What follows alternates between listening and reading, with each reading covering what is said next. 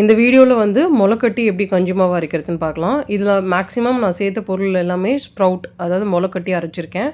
So first வந்து நான் வந்து 4 கிலோ ராகி எடுத்திருக்கேன்.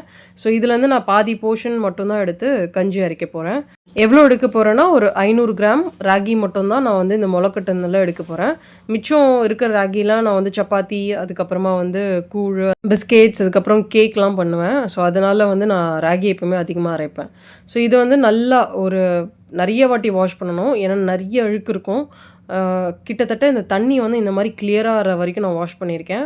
இதை வந்து இப்போ நான் வந்து ஒரு நாள் அப்படியே ஊற வைக்க போகிறேன். ஸோ இதை மூடி ஓரமாக வச்சாச்சு. ஸோ இந்த கஞ்சியில் என்னெல்லாம் பொருள் சேர்க்க போகிறேன்னா, இப்போது இது வந்து கம்பு வந்து 200 கிராம்ஸ் எடுத்திருக்கேன். அதுக்கப்புறம் இது வந்து ஒயிட் சோளமும் 200 கிராம் எடுத்திருக்கேன். அதுக்கப்புறம் பிளாக் சன்னா, அதுவும் 200 கிராம்ஸ்.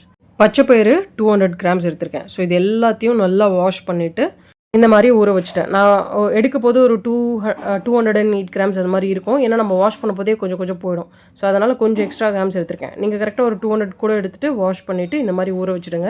ஸோ இது வந்து நெக்ஸ்ட் டே நல்லா உங்களுக்கு ஊறிடுச்சு. ஸோ இப்போ நான் இதை என்ன பண்ண போகிறேன்னா, தண்ணியை ட்ரெயின் அவுட் பண்ணிவிட்டு மறுபடியும் ஒரு வாட்டி நான் வந்து வாஷ் பண்ண போகிறேன்.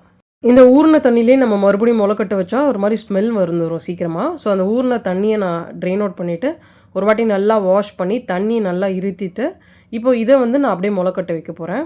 ஸோ இப்போது இந்த ராகி வந்து நான் இந்த பாத்திரத்துலேயே அப்படியே முளைக்கட்ட வச்சுட்டேன். மிச்சம் எல்லாத்தையும், அதாவது ஒயிட் சோளம், பிளாக் சன்னா, பச்சை பயிறு, அதுக்கப்புறமா வந்து கம்பு, இது எல்லாத்தையும் வந்து இந்த மாதிரி துணியில் மூட்டை கட்டிட்டேன். ஸோ இதை வந்து நம்ம கயிறில் கூட இந்த மாதிரி தொங்க விட்டுட்டோன்னா நல்லா முளை கட்டிட்டோம். அப்படி இல்லைன்னா நம்ம கிணத்துலேயே கூட அப்படியே வச்சுட்டு க்ளோஸ் பண்ணி வச்சிடலாம். இது வந்து நான் எவ்வளோ நாளைக்கு முளை கட்டினேன்னா, கரெக்டாக ஒரு நாளைக்கு. ஸோ இது வந்து நான் நைட்டு ஊற வச்சேன். நெக்ஸ்ட் டே மார்னிங் நல்லா ட்ரெயின் அவுட் பண்ணிவிட்டு துணியில் கட்டி வச்சு நெக்ஸ்ட் டே காலையில் நான் வந்து இதை ஓப்பன் பண்ணி காய வைக்க போகிறேன். ஸோ கரெக்டாக ஒரு நாள் முளை கட்ட வச்சேன் துணியில். இதில் வந்து நான் பிளாக் சன்னா மட்டும் வந்து ஒரு வாட்டி வாஷ் பண்ணிக்கிட்டேன். இந்த பிளாக் சன்னா வந்து ஸ்டிக்கியாக இருக்கும். ஸோ ஸ்டிக்கியாக கொஞ்சம் ஸ்மெல் அது மாதிரி ஏதாச்சும் வந்துச்சுன்னா நீங்கள் மறுபடியும் வாஷ் பண்ணிவிட்டு கூட காய வச்சுக்கலாம்.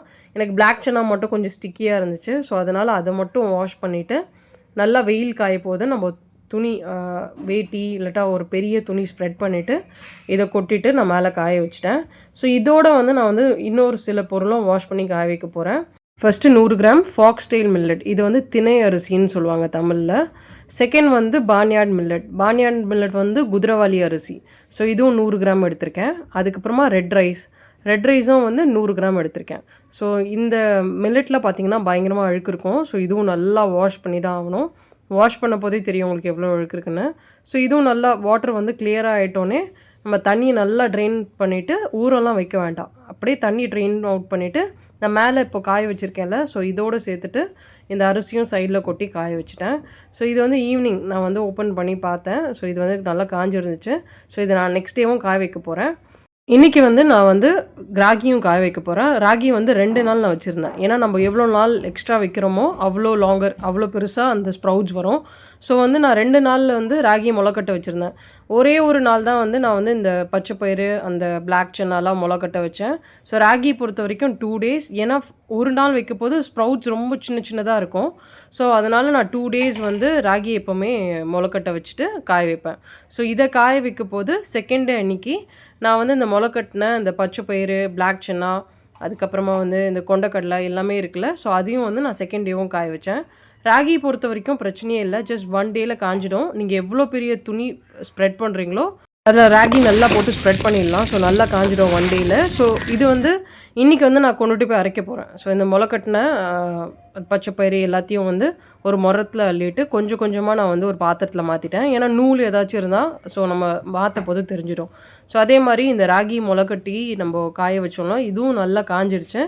இதையும் என்ன பண்ண போகிறேன்னா கொஞ்சம் கொஞ்சமாக நான் வந்து நம்ம முரத்தில் எடுத்துகிட்டு நம்ம அந்த என்ன பாத்திரத்தில் எடுத்து வைக்கணுமோ அதில் கொஞ்சம் கொஞ்சமாக நம்ம தள்ளி எடுத்து வச்சிடலாம். இப்போ இந்த முளைக்கட்டி நம்ம காய வச்சதில் வந்து ஜவ்வரிசி 100 கிராம், உடச்சக்கல்ல 100 கிராம் சேர்த்துருக்கேன். ஸோ இப்போ நம்ம ஸ்ப்ரவுட்ஸ் பண்ணி இந்த தனியாக எடுத்து வச்சுருக்கோம்ல, ஸோ இதில் நான் என்னெல்லாம் சேர்க்க போகிறேன்னா அந்த உடச்சக்கல்லையும் ஜவ்வரிசி 100 கிராம். ஸோ இதை சேர்த்துட்டு நான் வந்து மொத்தமாக ராகி எவ்வளோ கிராம்ஸ் வந்து இதில் போட்டு அரைக்க போகிறேன்னா 500 கிராம்ஸ். ஸோ மிச்சத்தெல்லாம் நம்ம 200 கிராம்ஸ் எடுத்தோம். ஸோ ராகி மட்டும் மொளக்கட்டுனத வந்து நான் தனியாக 500 கிராம்ஸ் எடுத்து இதில் சேர்த்துட்டேன். இதில் வந்து இன்னும் என்ன எக்ஸ்ட்ரா சேர்க்க போகிறேன்னா, பாதாம், முந்திரி, அப்புறம் ஏலக்காய்லாம் சேர்க்க போகிறேன். ஸோ நான் ஏன் ஸ்ப்ரவுட்ஸ் வந்து ராகி நிறைய பண்ணுறேன்னா, நான் வந்து சப்பாத்தி, அதுக்கப்புறமா கூழு, பிஸ்கெட்ஸ் எல்லாம் பண்ணுவேன். ஸோ அதனால தான் எக்ஸ்ட்ரா ராகி நான் வந்து ஊற வச்சு மொளக்கட்ட வச்சு அரைக்கிறேன். இப்போ இதில் வந்து 5 கிராம்ஸ் ஏலக்காய் சேர்க்க போகிறேன். அதுக்கப்புறமா பாதாம், முந்திரி. பாதாம் 100 கிராம்ஸ், முந்திரி 100 கிராம்ஸ். ரெண்டுமே 100 கிராம்ஸ் எடுத்து மொத்தம் 200 கிராம்ஸ் சேர்த்துருக்கேன். ஸோ இதில் 500 கிராம்ஸ் ராகி மட்டும் மொளக்கட்டந்து எடுத்து மிக்ஸ் பண்ணிவிட்டு, உடச்ச கடலை, ஜவ்வரிசி அது ரெண்டுமே 100 கிராம்ஸ் சேர்த்துருக்கேன். ஸோ இந்த ராகி நான் எப்படி அரைப்பேன்னா, இதில் கொஞ்சம் ஏலக்காய் சேர்த்து அரைப்பேன். ஏன்னா பிஸ்கெட்ஸ் பண்ணும்போது கொஞ்சம் யூஸ் ஆகும். ஸோ இது ரெண்டுத்தையும் நான் கொண்டு போய் கடையில் அரைச்சிட்டு வந்துட்டேன். ஸோ ஒரு சைடு, அதாவது ரைட் ஹேண்ட் சைடு இருக்கிறது வந்து கஞ்சி, லெஃப்ட் ஹேண்ட் சைடு இருக்கிறது வந்து ராகி. இதை நான் வெயிலில் காய வச்சுட்டு டேரெக்டாக அரைச்சிட்டேன். மறுபடியும் நான் வந்து ட்ரை ரோஸ்ட் எதுவுமே பண்ணலை. ஸோ இது மாதிரி நான் வந்து ஃபஸ்ட்டாக ட்ரை ரோஸ்ட் பண்ணுவேன். அதுக்கப்புறமா நான் ட்ரை ரோஸ்ட் பண்ணுறது ஸ்டாப் பண்ணிட்டேன். ஏன்னா நல்லா வெயிலில் நல்லா காஞ்சதுக்கப்புறமா அதுவே சூடாக தான் இருக்கும்.